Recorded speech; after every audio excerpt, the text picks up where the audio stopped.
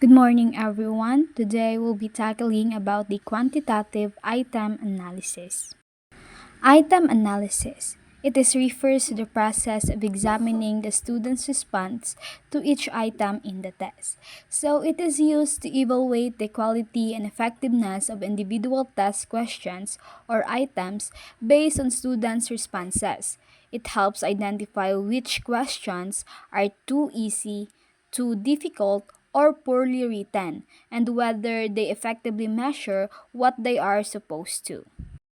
So, quantitative item analysis. It is a numerical method for analyzing test items employing students' response alternatives or options.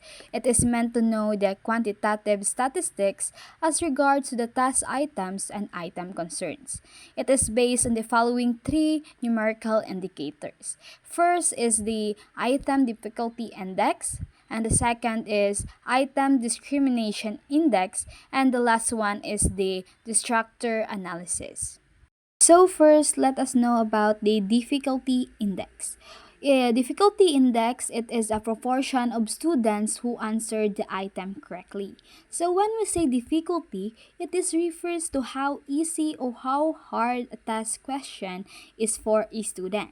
It is not about how hard the question seems, but about how many students actually answered it correctly.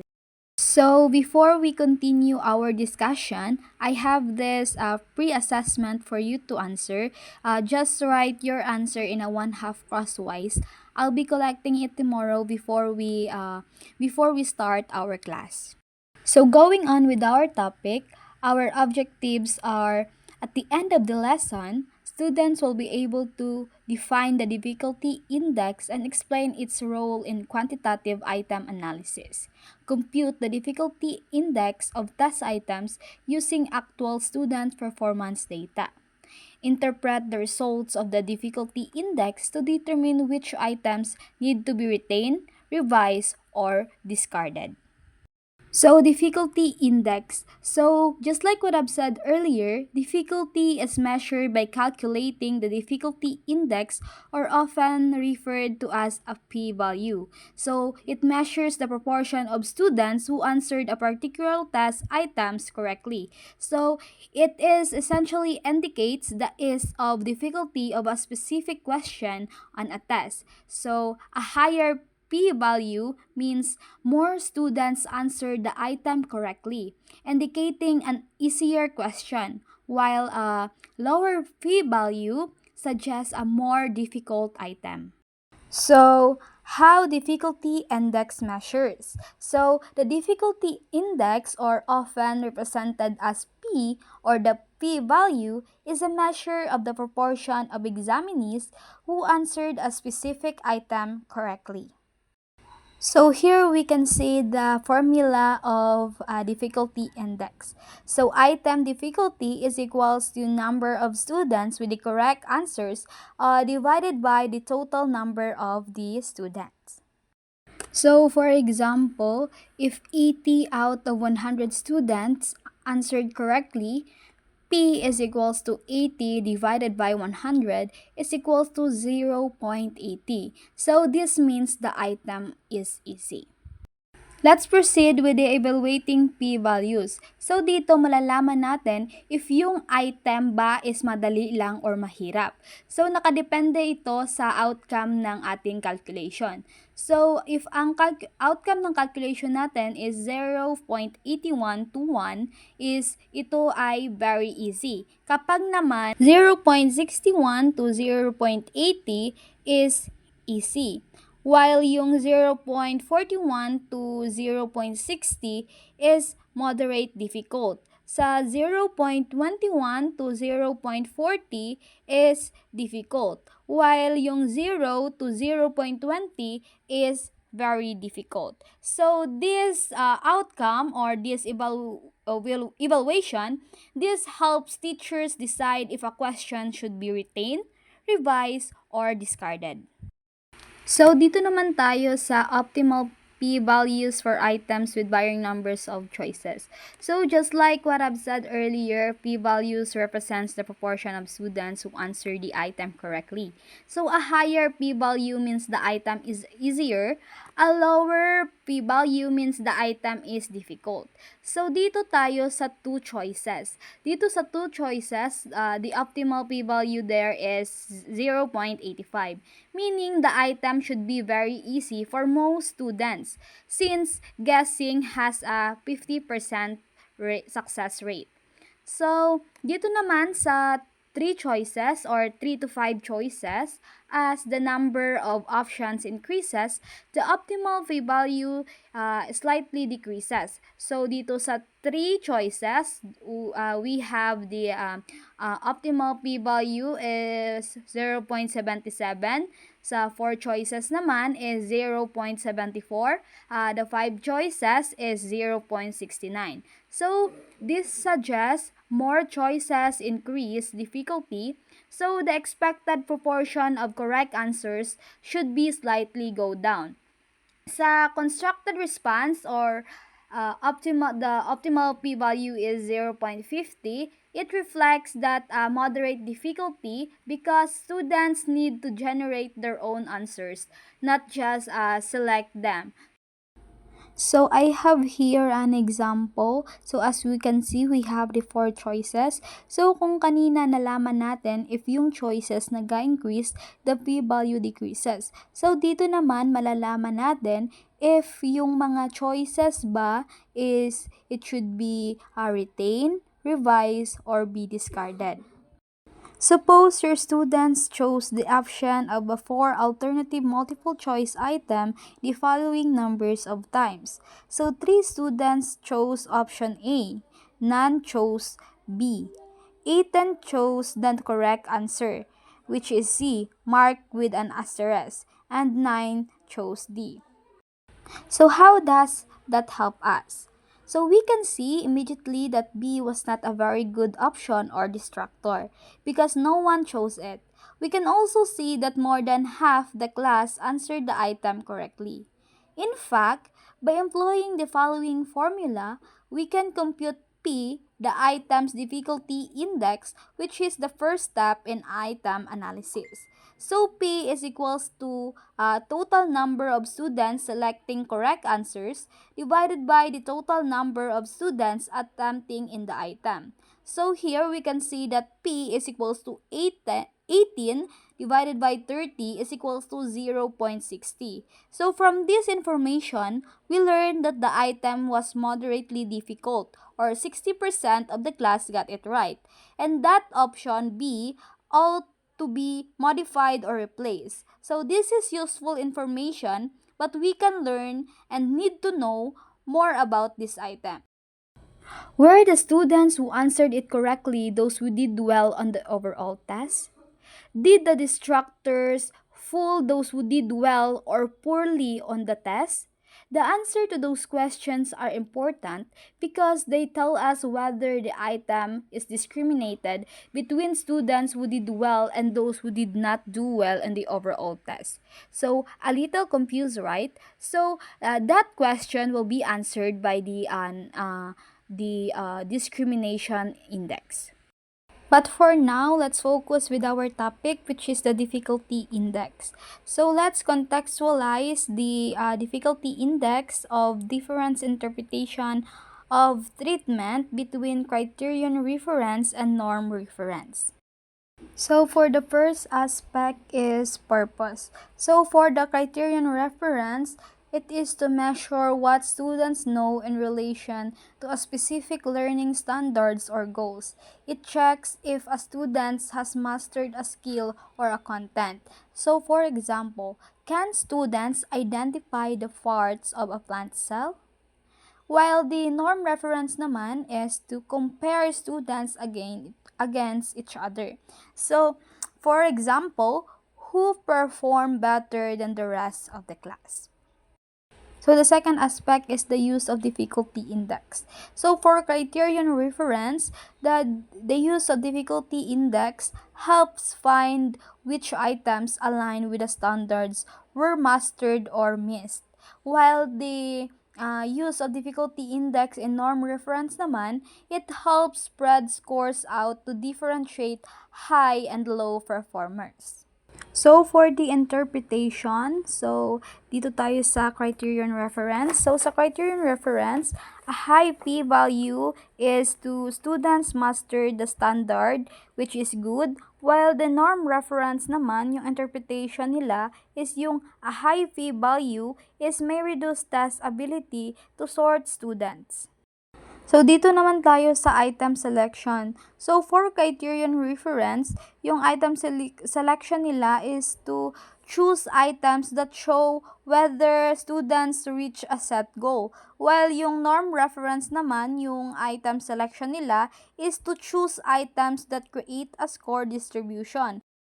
And for the last one, which is the treatment of difficulty, so for criterion reference, yung treatment nila ng difficulty is even easy items are useful if tied up to a clear learning objectives. While yung norm reference naman, yung treatment of difficulty nila is that the items that are too easy or too hard often get discarded.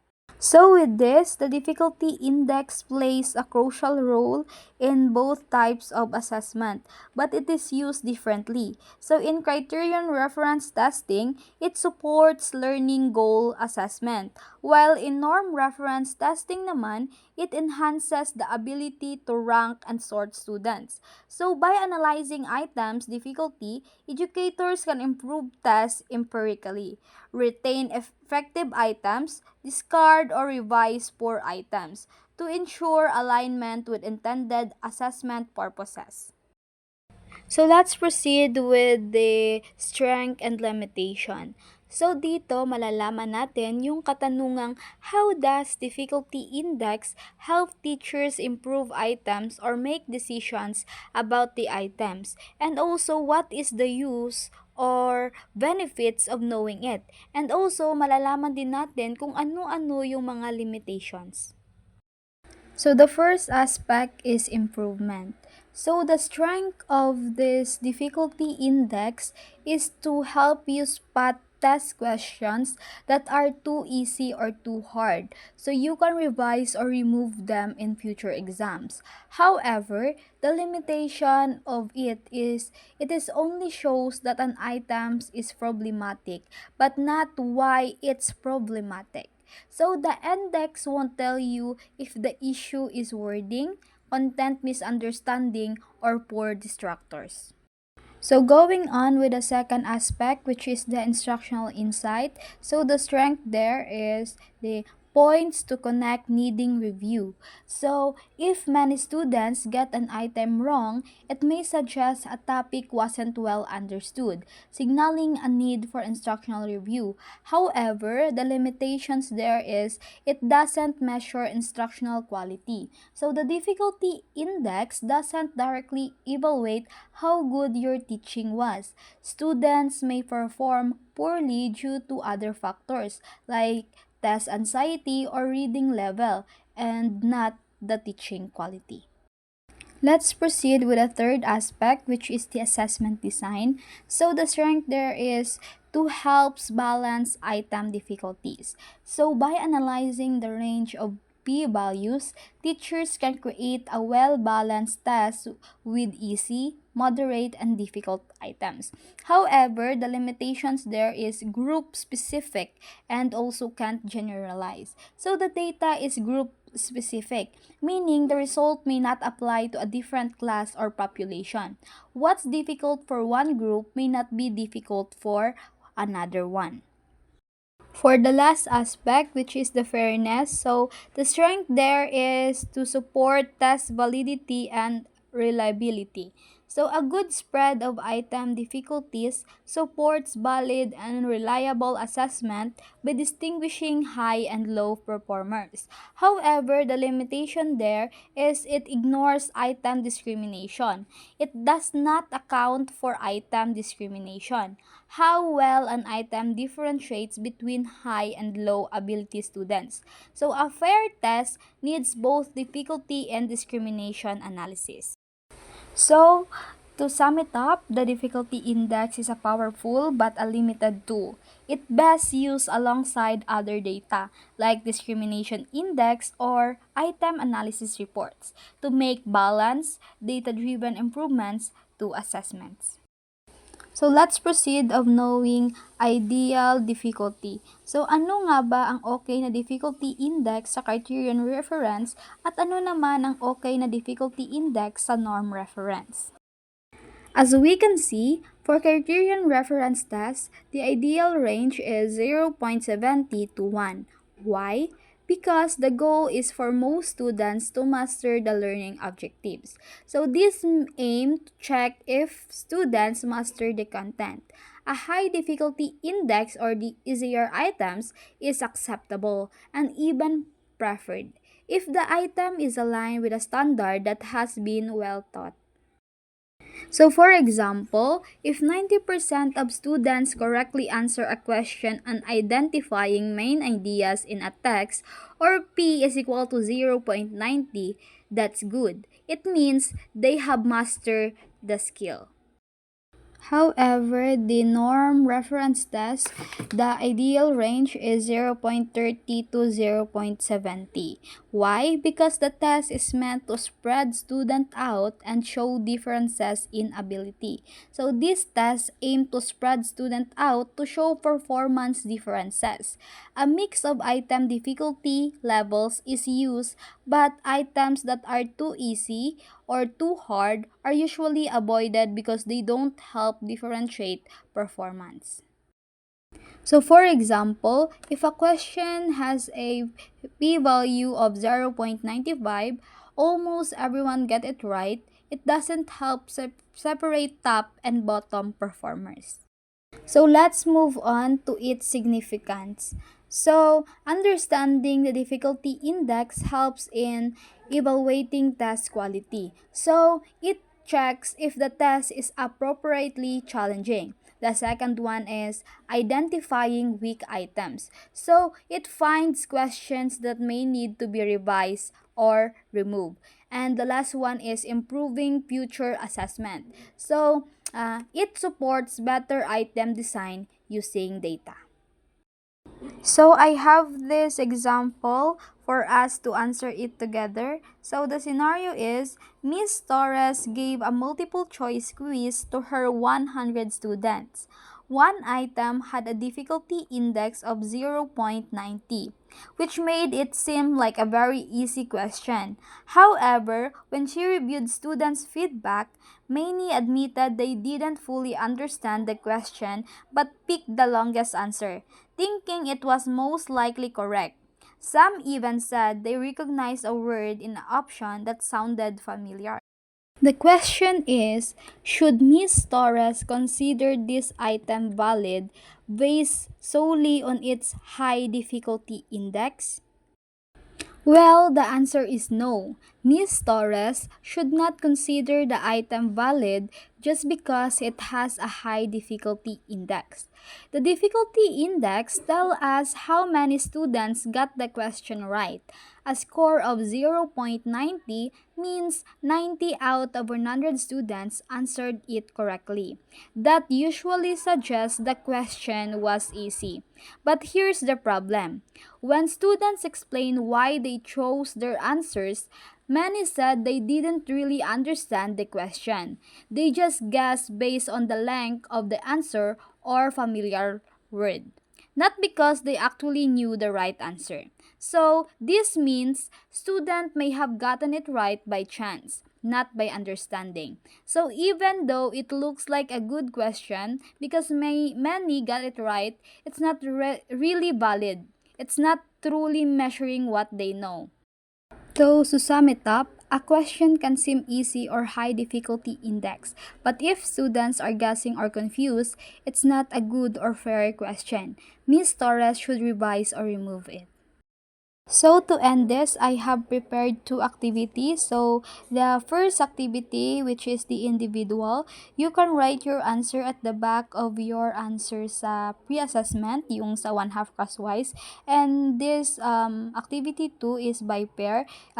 This is a separate one half crosswise paper. I'll be collecting it tomorrow and we will be discussing your answer. Thank you.